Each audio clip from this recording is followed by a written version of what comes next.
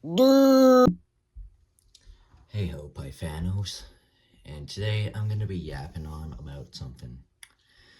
So it's been a bit since I've done a review, like, I don't know, 7-8 months, and today I'm going to do a new review, and basically it's going to be an in-depth look at the Rapido train's gp9rm locomotive, and this is my third one. This is a 7000 series unit, number 7007 in the large CN noodle scheme, as you can see. And I already have two of these locomotives, which are from the 4100 and 4000 series. For instance, here's number 4101. I already have. So yeah. Without further ado, let's get into the unboxing. So as you can see, the box here is a typical, now since 2022, blue box with a nice little drawing of what you're getting inside. In this case, it's the gp9rm. This is the 4100 series variant. And then on the side here is the 7000 series variant.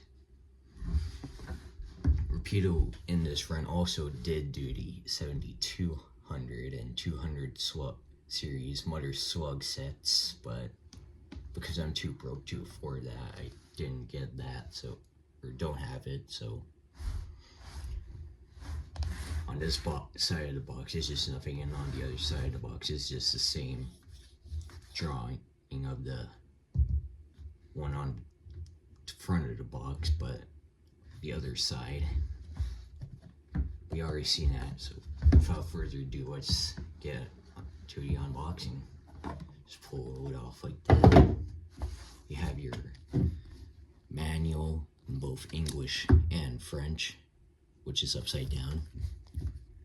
And yeah, when you get to that halfway point, as you can see, there's that transition from the English to the French, or vice versa, depending on what language you're speaking. This also gives you your history and a lot of comedy. Just whipped off this piece of foam, and there it is. The locomotive still in its thing. Here you got your little detail baggie with, as you can see, extra couplers. Got your white and green classification flags, some extra bug shields. I don't know exactly what they are, and those are the standard EMD stacks to replace the spark arrestor stacks that are already on this model. Now we pull the model out.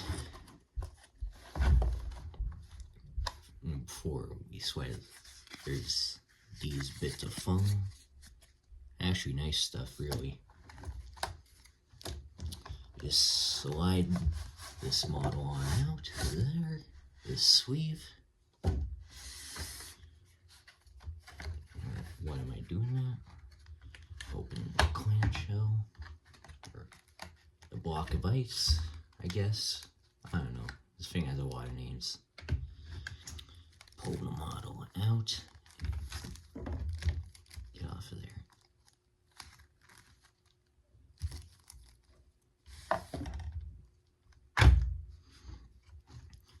Remove all the handrail protection, which is basically the same foam as that stuff.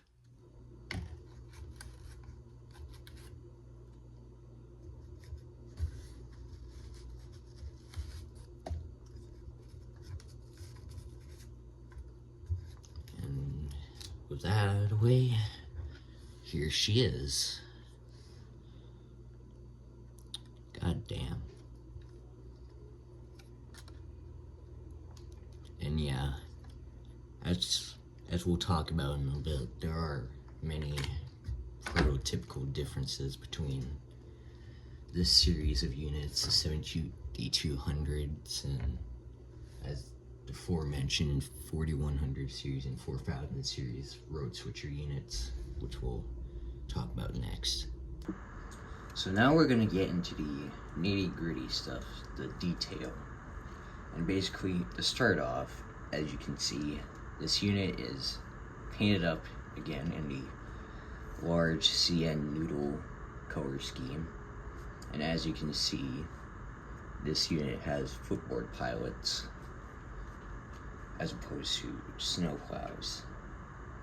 And when you compare that to one of the road switcher variants, the 4100 series units, you can see that instead of the footboards, you got the snow plows on both ends. And if you couldn't tell, you may have noticed that the all-weather cab window, which is this bit right here, if you can see that thing, that box, you may have noticed that on this variation of the Jeep, it's on the left side. Well, that's because if you look closely inside, you can see that the control stand is right there. Because on the 7000 and 7200 series units, considering that these were originally built from CN gp9, they're original gp9s. Basically, they were originally built with long hood forward orientation, which is going that way. This bit's forward. These units, along with the 7200s, would retain this. Meanwhile, the 4000 and 4100s would be reorientated to go short hood forward, which is this bit forward. And I mean, I guess they retain this because, well, they're not really doing much. They're yard switchers. Meanwhile, the 4100s are more out, and the 4000s are more out on the road units. Like, that's terminology, I guess. And yeah, looking at more detail, you could see that there's some chains here. I'm not exactly sure what they're for, but they're for something. And as you can see, the 7000 series, as well as the 7200s, retained the older style Blombergs, where the outer brake shoes are present, whereas compared to the, again, 4000 4100 series, you've got more modern Blombergs without the outer brake shoe there. But otherwise, these units are pretty much identical, aside from, again, those differences I pointed out. And with that, I guess it's time to go down to the track and test her out.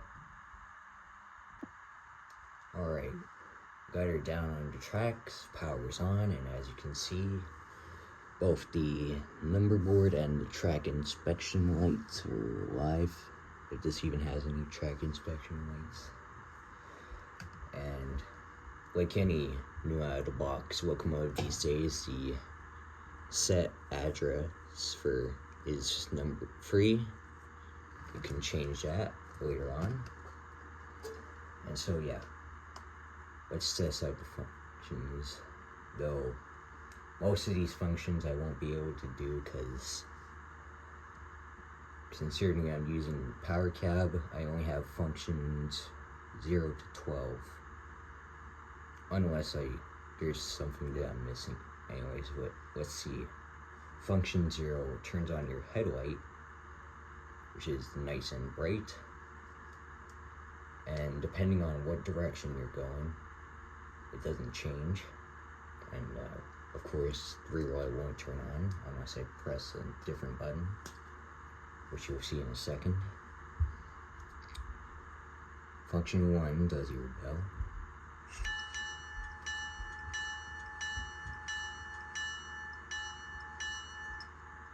Function 2 is your horn.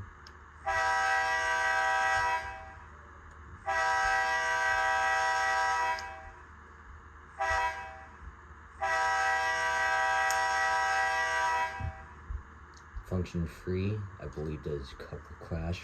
I could be wrong. Unless, of course, the sound has to be turned on. Function 4, nothing yet. 5, I believe, does your Doppler.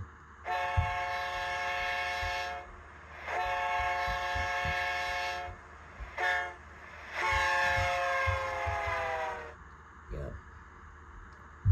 Function 6, that turns on your ditch lights. Function 7, it dims your headlights and turns off your ditch lights. Or I guess the ditch lights stay on in this case.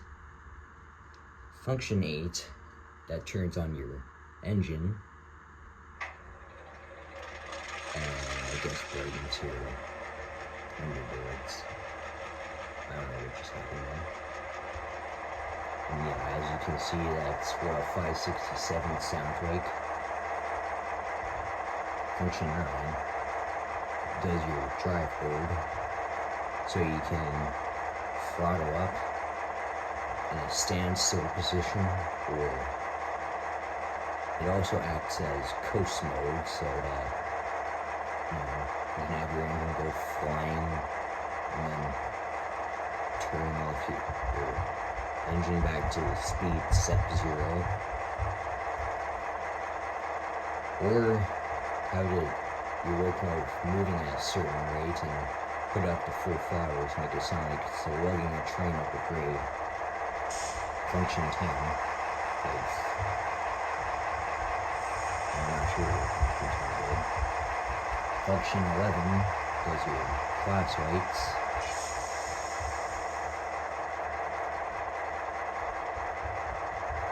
Which all three work.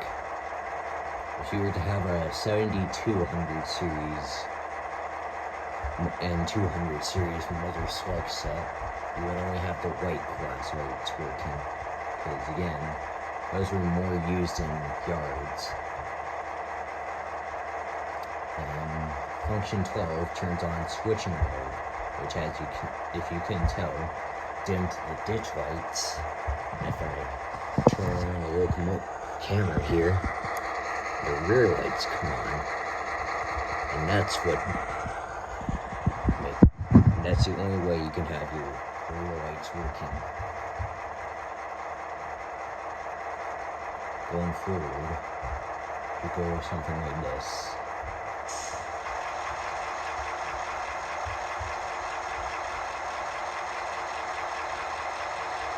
And that's a nice car.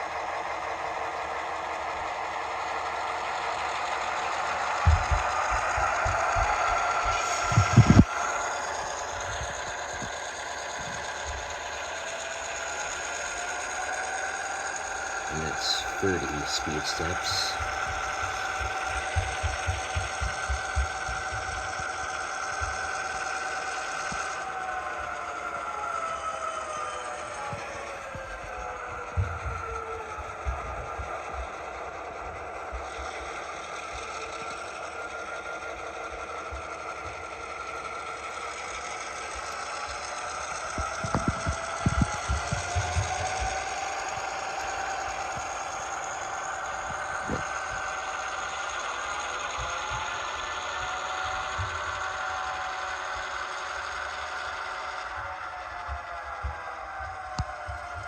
Yeah. Overall, a great model indeed. And just to show you sort of what function 9 does, I've got it locomotive activated in function 9, so let me throttle her up.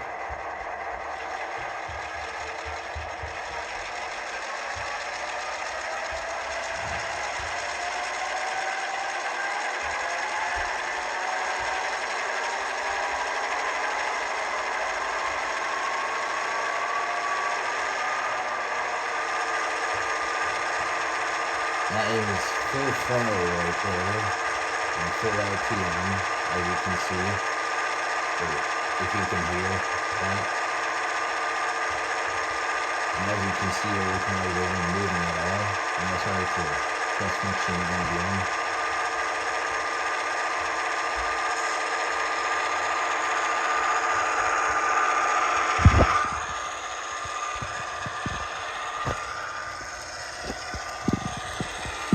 And if I were to press function 9, and then,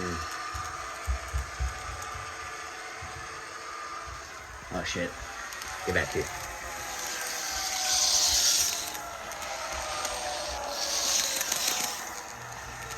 Yeah, you can see that the speed hasn't decreased, really, and it's gone into coast mode.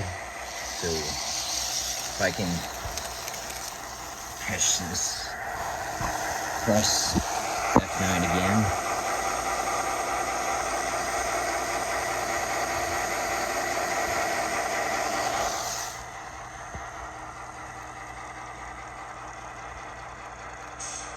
It comes to a stop.